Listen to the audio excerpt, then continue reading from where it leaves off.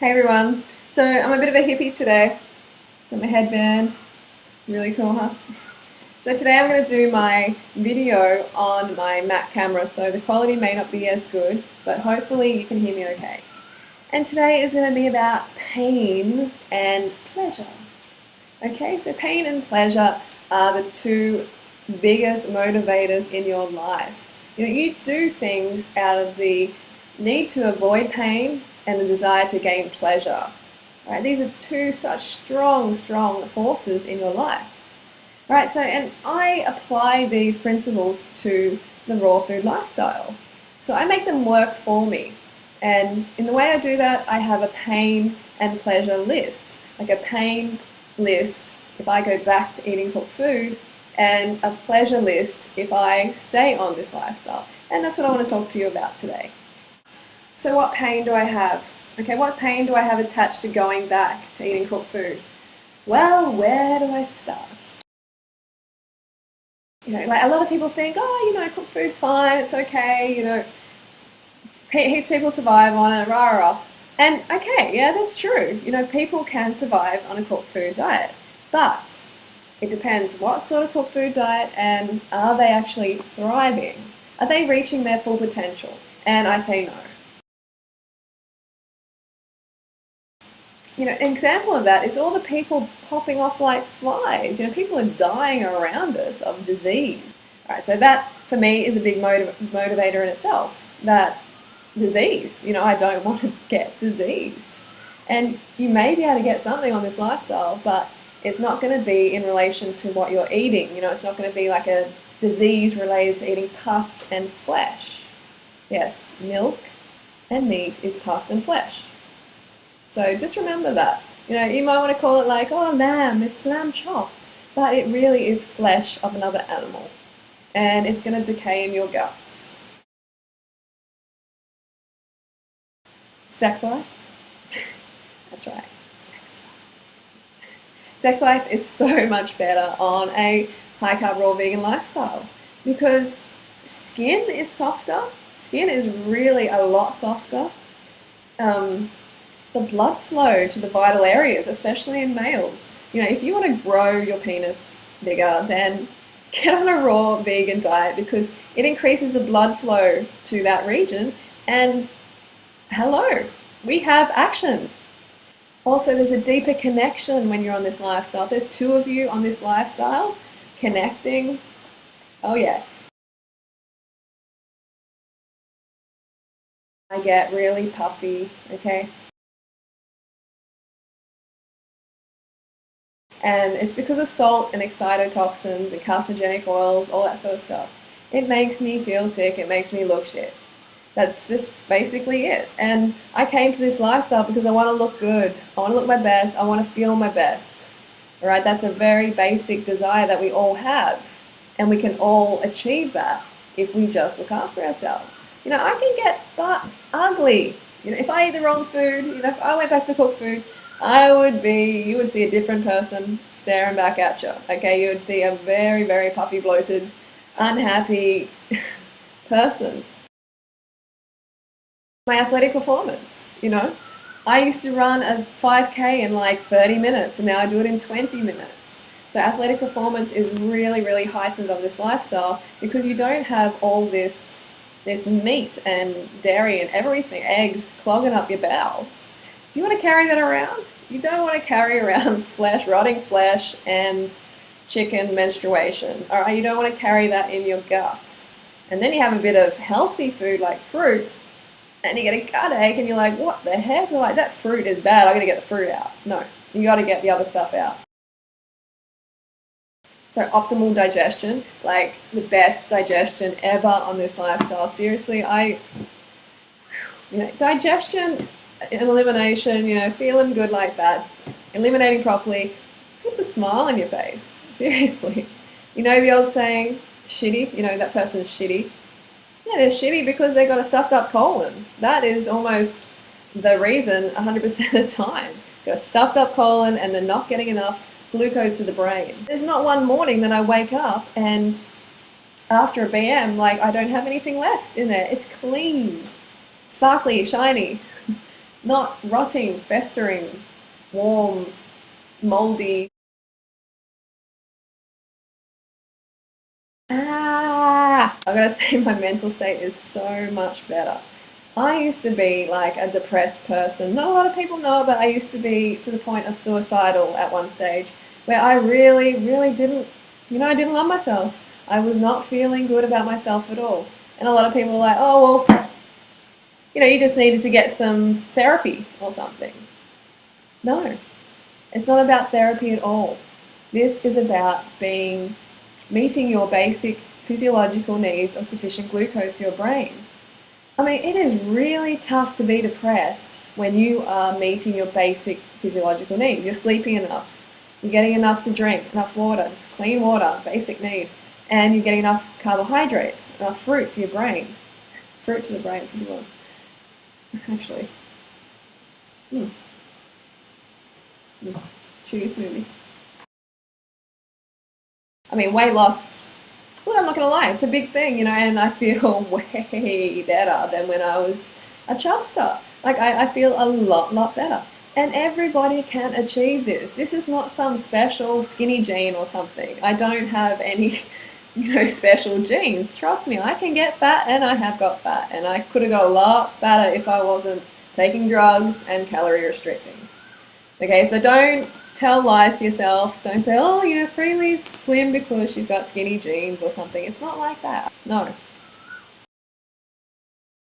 Wow, I used to be really have a hard time at getting out of bed in the morning. I have a really hard time. And many times I called my clients, which they can vouch for, and said, look, I can't make it. I'm sorry, I can't make it. I didn't want to give them some excuse like, I'm just sleeping and I'm just going to stay in bed. I mean, I wake up and I feel like jumping out and doing some exercise. I used to have acne on my skin. I used to have all these little bumps everywhere. It's like this cystic acne. And they're all gone. I don't have them anymore. I thought there was no cure. I thought, God, well, I'm going to be stuck with these. I'm 26 and I've got this acne. What's going on? No. I'm 31 now and it's just gone. So that's diet related. So if you've got acne or something, it's going to go. But you have to stick to this lifestyle. You have to have faith in your body that it is healing. And just have patience. It's going to happen. Mental clarity is a good one because I used to not be able to focus on anything. You can ask some of my old girlfriends, they're like, where is your head, man? Like, listen up. And old teachers and that, I just couldn't focus. I had zero focus. And it's because I had a candida imbalance, because I was eating crap. Overcoming candida, that is a big one. I had candida imbalance for years and years, which contributes to skin problems and itchiness and all that sort of stuff. But that's all gone. Candida is now back into balance. I didn't kill my candida like a lot of people want to do. It's like, kill the candida. No, you don't want to kill your candida. Candida is your friend. It's help regulating your blood sugar levels. Don't want to kill it. You just want to bring it back into balance. And you do that by taking the fat out of the bloodstream, the excess fat. So then the sugar can move freely through the bloodstream and into the cell. Okay. So that's something I'll talk about another time, but candida is not the big thing that people go on about. It's always like, my God, candida, gotta kill the candida. No, you don't need to kill your candida. They're like your little friends. You don't want to kill your little friends.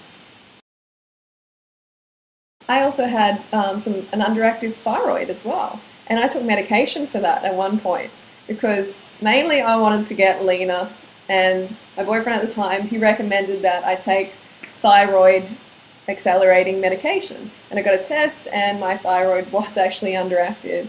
I took it, I lost a little bit of weight, but God, so many other problems. I just became this wreck from taking drugs. Not good because it's allopathic, meaning it's addressing a symptom. It's not actually not even addressing a symptom, but it's not addressing the cause of the problem. We've got to go to the root of the cause. Why is this happening? Oh, because you're eating crap and you're not looking after yourself.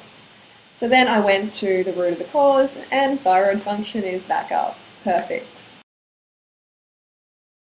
Oh my God, the pain of doing dishes. Greasy, greasy, greasy dishes.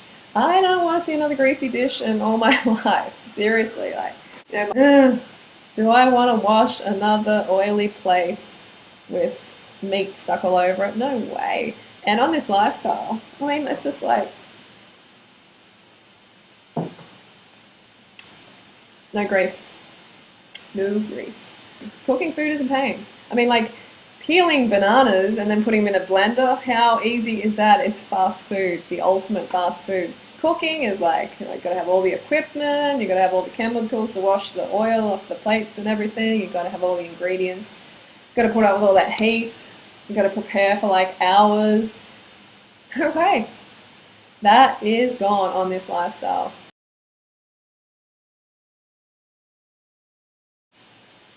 Also, this is one that most people wouldn't really think about. It's that raw food changes your whole life. Okay, it's not just about what you eat. Like, it changes your whole surroundings. You know, you start to attract different people into your life. You start to do different things. Most people leave their old zombie job, their old like sheep job. You know, they become less of a sheeple. And they start thinking more for themselves, thinking more freely. So that's a good one, hey? Like, that's something that's pain that I have attached to going back, is so that, like, I don't want to go back into that whole paradigm of, it's a cooked food paradigm, it really is, a cooked food world, where the cooked food numbs you down and you can't function properly, you can't think properly, and you become a consumer, and that's about it. You know, you consume, pay your bills, pay your mortgage, pick your kids up from school, do all those all the responsible things that you do. Go and work in the office, but they're not fulfilling, are they? You know, you're not being fulfilled by them. And this is what raw food does. It changes the whole paradigm. You know, if I ever did go back, I would be a high carb, cooked vegan, for sure. You know, like, God, I would never ever go back to eating an animal or its secretions. Like, seriously, think about it. I mean, like, I am not a muff diver, a chicken muff diver. That's what people are who eat chicken eggs. You know, you're diving into the muff there. No, you don't want to eat that. You don't want to have milk. It's from the cow. It's full of pus. It does not make you healthy. It makes you fat. And meat and flesh is just like, honestly, it's the most putrid thing, if I think about it, to eat meat. It is putrid. But most importantly, it was awful what these animals have to go through. We put them through this for absolutely no reason. And then we pay. We pay in karma. We pay with our health, our life, our sanity. We pay every single time. Every time you take a bite of that, you are going to be paying, because it's not meant to be in your body.